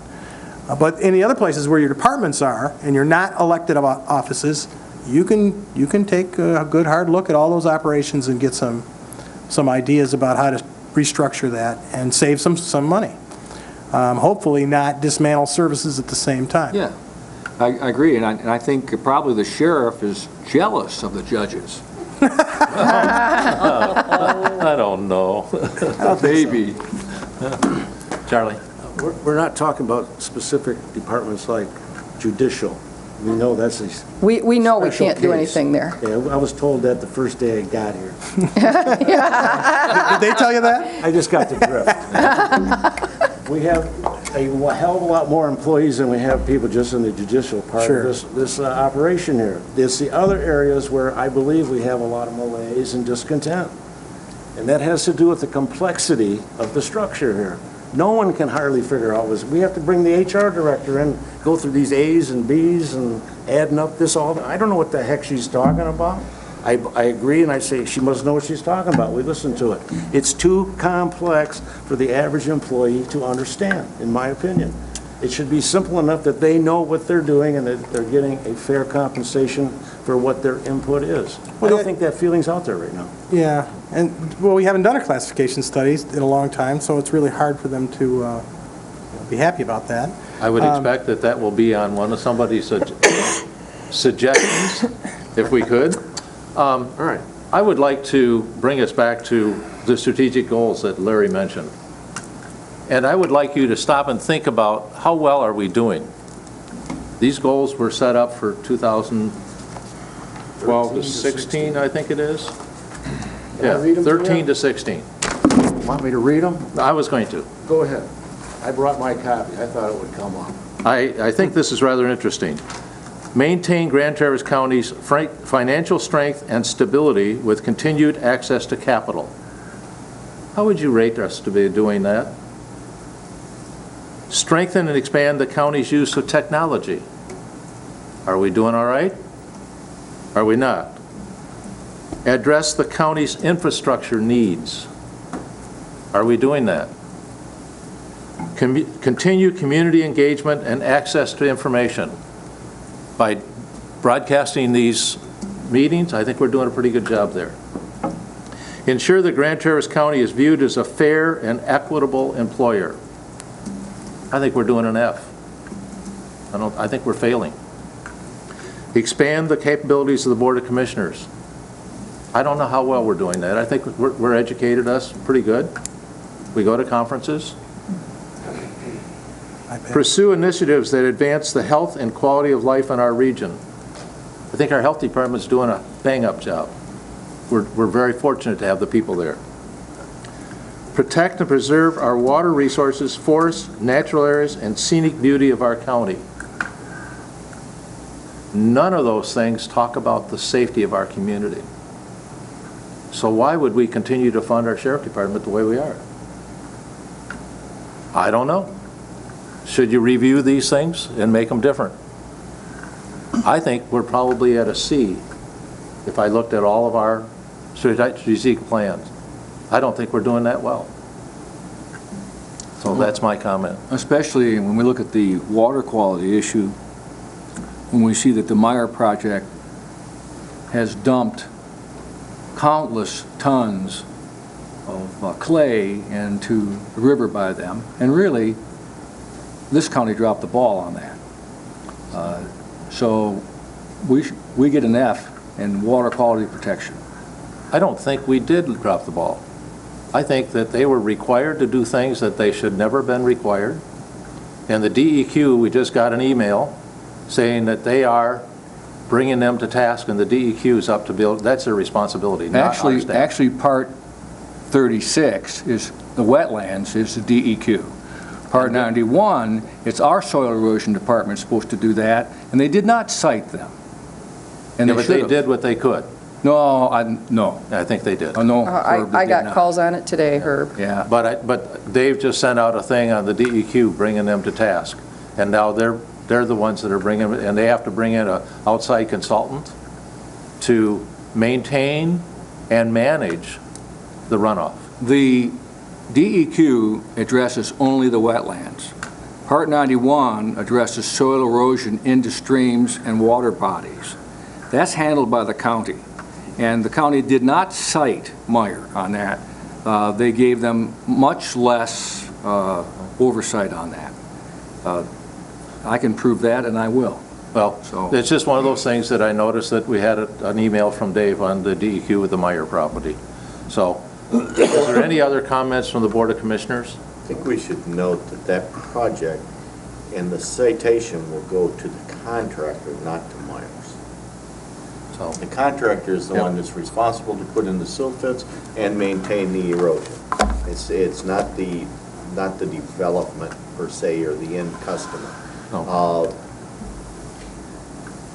I don't think anyone, and God knows that's not the only construction project we have in our community that's got an erosion problem. You could have had 5 layers of silt fence up there, and with the rain that we've had in the last in the last 3 weeks, they'd all be washed out. You know, Well, silt fences don't stop clay flowing. I understand that, And- you know, I was in my field this afternoon turning over cherry tanks that are stacked out there that have 20 inches of water in them. You know, the rain that we've had in the last month, you know, I started developing plans to build an ark. All right. Okay, any other comments from the commissioners? At this time, I'll go to public comment. Is there any public that would like to make comment? Go ahead.